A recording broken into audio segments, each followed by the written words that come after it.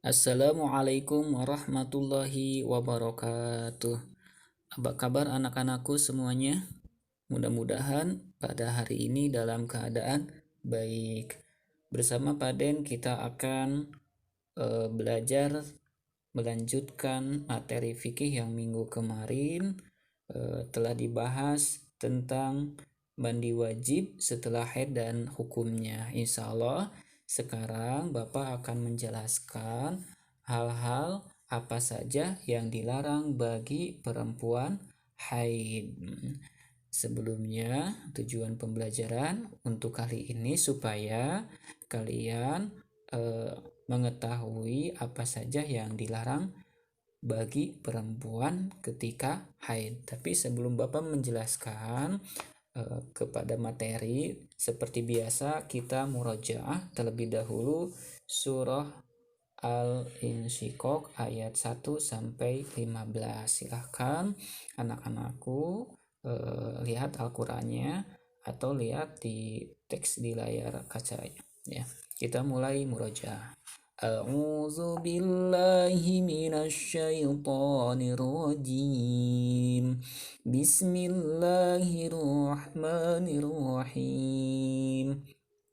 إذا السماء انشقت وأذنت لربها وحقت وإذا الأرض مدت وألقت ما فيها وتخلت وأذنت لربها وحقت يا أيها الإنسان إنك كادح إلى ربك كدحا فملاقيه فأما من أوتي كتابه بيمينه فسوف يحاسب حسابا يسيرا وينقلب إلى أهله مسرورا وأما من أوتي كتابه وراء ظهره فسوف يدعو ثبورا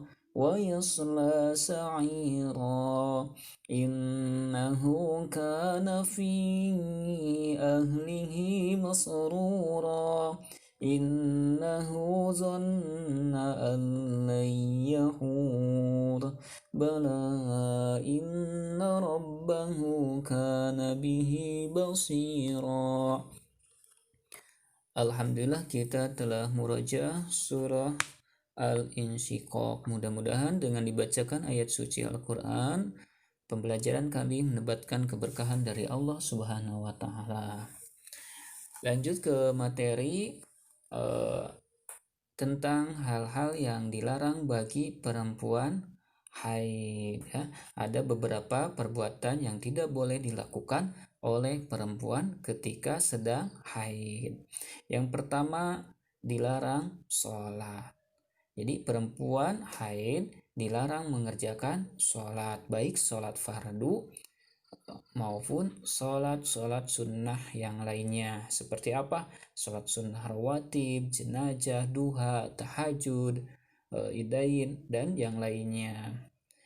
Sebagaimana sabda Rasul dalam sebuah hadis, فَإِذَا أَقْبَلَتِ الْحَيْضَةُ فَدَعِيَ الصَّلَاةَ وَإِذَا أَدْبَرَتْ فَاغْسِلِي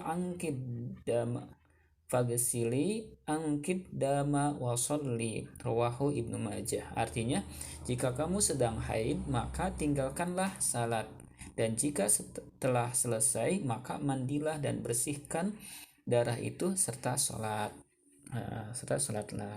air, atau hadis riwayat Ibnu Majah dari Aisyah. Ya. Kemudian yang kedua, bagi perempuan yang sedang haid dilarang berpuasa, baik puasa wajib pada bulan Ramadan maupun puasa sunnah seperti puasa hari Arafah, Muharram, puasa 6 hari di bulan Syawal, atau puasa Senin Kamis, puasa Yaumul Bid, dan puasa wajib yang ditinggalkan saat haid wajib diqada atau diganti pada hari yang lainnya.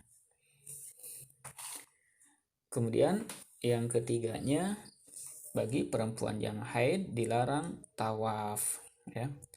Perempuan haid dilarang melakukan tawaf. Apa itu tawaf? Tawaf adalah berjalan atau mengelilingi Ka'bah sebanyak 7 kali ketika menunaikan ibadah haji atau umroh, ya. Sabda Rasulullah Shallallahu Alaihi Wasallam, "Idza hajji faf'ali ma yaf'alul haju ghairu alla tatufi bil baiti hatta tathuri." Rawahu al-Bukhari. Artinya, jika kamu haid maka kerjakanlah ibadah sebagaimana yang dikerjakan para jamaah haji, kecuali tawaf di Baitullah sehingga suci. Hadis riwayat al-Bukhari. Terus yang keempat, yang dilarang bagi perempuan haid adalah menyentuh mushaf dan membaca Al-Quran. Perempuan haid dilarang menyentuh mushaf dan membacanya, sebagaimana firman Allah dalam surat Al-Waqiah ayat 79, la yamassuhu illal mutahharun. Artinya, tidak ada yang menyentuhnya selain hamba-hamba yang disucikan. Surat Al-Waqiah ayat 79. Selain dilarang menyentuh mushaf, perempuan haid juga tidak diperbolehkan membaca Al-Quran, baik dengan kata-kata maupun dengan isyarat bagi yang bisu tentunya. Sehingga dengan hal ini Rasulullah bersabda dalam sebuah hadis sebagai berikut, la yaqra'ul junubu wal haidu syai'an minal Qur'an. Artinya, orang junub dan haid tidak boleh membaca sesuatu pun dari Al-Quran. Adapun perbuatan lain selain menyentuh dan membaca Al-Quran, seperti membaca zikir-zikir yang ada dalam Al-Quran, itu diperbolehkan untuk dilakukan, asal tidak sengaja diniatkan membaca Al-Quran. Contoh, ketika ada berita musibah, kita membaca innalillahi wa inna ilaihi rajiun. Ketika hendak naik kendaraan, membaca subhanalladzi syakhkhara lana haza wa ma kunna lahu mukrinin, contohnya. Itu ya, itu berarti diperbolehkan. Yang kelima, bagi perempuan haid dilarang masuk masjid, ya. Perempuan haid dilarang masuk masjid dan tinggal di dalamnya serta iktikaf. Selain dilarang, itu dilarang pula berdiam diri di dalam masjid, baik untuk iktikaf, duduk maupun tidur. Allah Subhanahu wa Ta'ala dalam Al-Quran telah melarang orang yang sedang berhadas besar untuk melakukan aktivitas ibadah seperti sholat dan sebagainya. Sebagaimana Allah berfirman dalam surah An-Nisa ayat 43, wala junuban illa abiri sabilin hatta tagtasilu.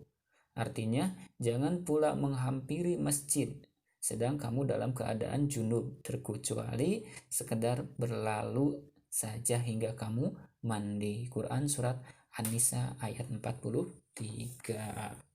Selain firman Allah di atas, Rasulullah SAW menjelaskan di dalam hadisnya, la uhillul masjida lihaidi wala junubi, rawahu Abu Daud.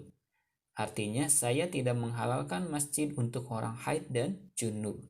Ya, hadis riwayat Abu Daud.